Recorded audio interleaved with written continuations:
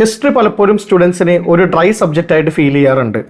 എപ്പോഴും നടന്ന നമ്മളെ ബാധിക്കാത്ത ഏതൊക്കെയോ ഇവൻറ്റ്സ്, ഫാക്ട്സ്, ഡേറ്റ് മാത്രമായിട്ട് ഹിസ്റ്ററിനെ ചുരുക്കുന്നത് കൊണ്ടാണ് ഇത് സംഭവിക്കുന്നത്. നേരെ മറിച്ച് കറണ്ട് ഇവൻറ്റ്സ് ആയിട്ട് ഹിസ്റ്ററിയെ ബന്ധപ്പെടുത്തിയോ പോട്ടെ ഏതെങ്കിലും ഫിലിംസ് റെഫർ ചെയ്തോ പഠിച്ചു കഴിഞ്ഞാൽ ഹിസ്റ്ററി വളരെ ഇൻട്രസ്റ്റിംഗ് ആയിട്ടുള്ള സബ്ജക്റ്റ് ആയിട്ട് അനുഭവപ്പെട്ടേക്കാം. ജെല്ലിക്കെട്ട് എന്ന് പറയുന്ന LJPയുടെ ഗംഭീര മൂവിയെ പാലിയോലിത്തിക് അല്ലെങ്കിൽ സ്റ്റോൺ ഏജ് മാൻ്റെ ജീവിതമായിട്ട് ബന്ധപ്പെടുത്തി നമുക്കൊന്ന് നോക്കാം. Palaeolithic age or old stone age എന്ന് പറയുന്നത് 2 മില്യൺ ഇയേഴ്സ് എഗോ ഹ്യൂമൻസ് ഫോറസ്റ്റിൽ ഹണ്ടിങ്ങും ഗ്യാതറിങ്ങും നടത്തി വളരെ അൺസിവിലൈസ്ഡ് ആയിട്ട് ജീവിച്ചൊരു കാലഘട്ടമാണ്. ജെല്ലിക്കെട്ട് സിനിമയുടെ അവസാന സീൻ നോക്കിക്കഴിഞ്ഞു കഴിഞ്ഞാൽ അതിൽ ഈ പാലിയോലിത്തിക് ഹ്യൂമൻ ബീങ്സിനെ കാണിച്ചിട്ടാണ് നിർത്തുന്നത്.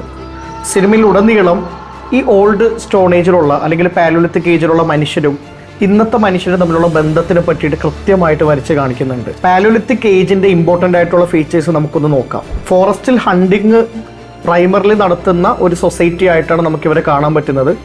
ഈ ഹണ്ടിങ് ഒറ്റയ്ക്ക് നടത്താനായിട്ട് ഡിഫിക്കൽട്ട് ആയതുകൊണ്ട് ഹണ്ടിങ് നടത്തുന്ന ആളുകൾ ഒരു ഗ്രൂപ്പായിട്ട് മാറുന്നുണ്ട്.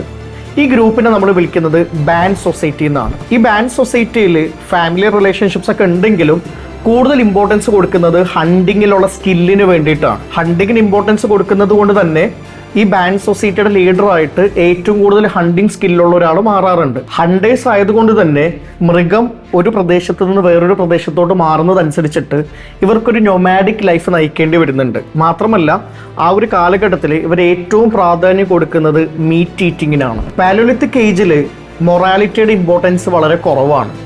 സഹതാപം പോലുള്ള മൂല്യങ്ങൾക്ക് ഇമ്പോർട്ടൻസ് കുറവാണ്. അവർ കൂടുതലും ഇമ്പോർട്ടൻസ് കൊടുക്കുന്നത് അവരുടെ സർവൈവലിന് വേണ്ടിയിട്ടാണ്. അവർ ഹണ്ട് ചെയ്യുന്നതിനോടൊപ്പം അവർ ഹണ്ട് ചെയ്യപ്പെടാറുണ്ട്. ഒരു കാട്ടുപോത്തിനെ അവർ ഹണ്ട് ചെയ്യുമ്പോൾ ചിലപ്പോൾ ഒരു സിംഹം അല്ലെങ്കിൽ ഒരു പുലി അവരെ ഹണ്ട് ചെയ്യാറുണ്ട്. അതുകൊണ്ട് തന്നെ ഡെയിലി സർവൈവലിന് ആവശ്യമായിട്ടുള്ള ഫുഡിന് വേണ്ടിയിട്ട് വഴക്ക് കൂടുന്ന ഗ്രൂപ്പ് ആൻഡ് പേഴ്സണൽ കോൺഫ്ലിക്ട്സിൽ ഇൻവോൾവ് ആയിട്ടുള്ള അൺസിവിലൈസ്ഡ് ഹ്യൂമൻസിനെയാണ് പാലിയോലിത്തിക് ഏജിൽ നമുക്ക് കാണാനായിട്ട് സാധിക്കുന്നത്. ഈ സിനിമ പറഞ്ഞു വെക്കുന്നത് പാലിയോലിത്തിക് ഏജിലുള്ള മനുഷ്യരും വളരെ സിവിലൈസ്ഡ് ആണെന്ന് പറയുന്ന ഇന്നത്തെ മോഡേൺ മനുഷ്യരും തമ്മിൽ വലിയ വ്യത്യാസമില്ല എന്നുള്ളത് തന്നെയാണ്. ഇതിൻ്റെ കാരണവും വളരെ സിമ്പിളാണ്.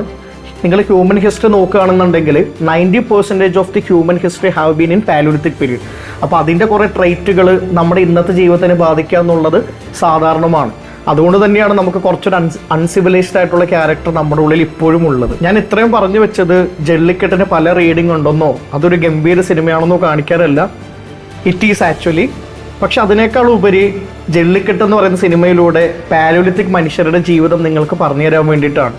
ഇതിലൂടെ മനസ്സിലാക്കേണ്ട വേറൊരു കാര്യമുണ്ട്. ഹിസ്റ്ററി പഠിക്കാൻ വേണ്ടിയിട്ട് ജെല്ലിക്കെട്ട് പോലുള്ള സിനിമകൾ കാണുന്നതിൽ തെറ്റൊന്നുമില്ല.